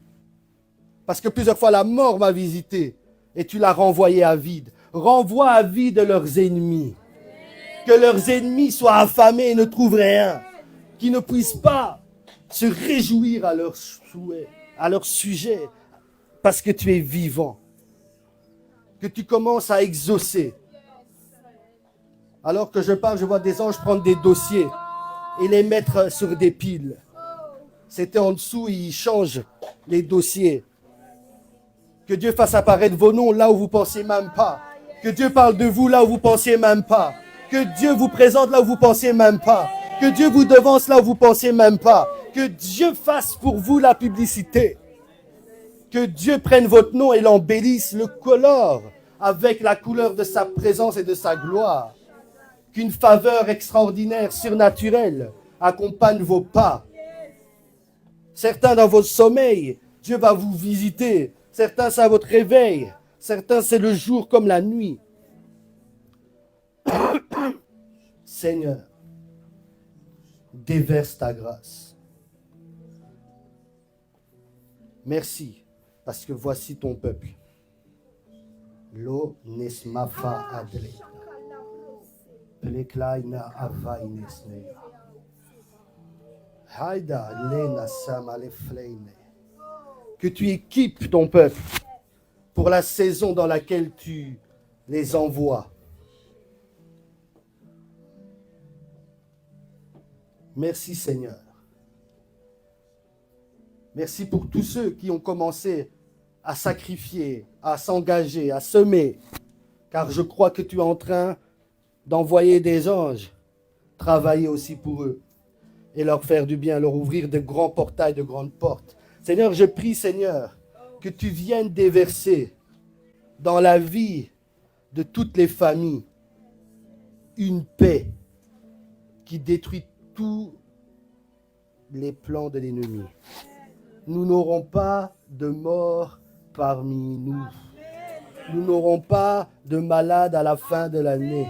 Nous n'aurons pas, Seigneur, des gens hospitalisés, accidentés. Nous voulons, Seigneur, que comme à Goshen, tu avais préservé Israël, que tu puisses nous faire entrer en 2025 avec cette lumière de Goshen, mais aujourd'hui, avec cette différence. Parce que tu as dit, il y aura une différence entre celui qui me sert et celui qui ne me sert pas. Que l'on voit la différence, parce que ce peuple veut se lever pour te servir. Je le bénis, je bénis ces 2 semaines et je déclare la victoire, le triomphe et toutes sortes de bénédictions et de visitations. Je parle aussi à tous ceux qui regarderont ce message en différé. Et je déclare la vie sur vous aussi. Que vous soyez visités, vous aussi. Que Dieu vous parle, vous aussi. Qu'il vous surprenne en vous parlant à l'oreille. Qu'il vous surprenne en vous parlant au cœur. Qu'il ouvre vos yeux. Que vos yeux ne soient pas bouchés. Que vous commencez à voir. Même dans cette salle, que vous commenciez à voir. Au nom puissant de Yeshua.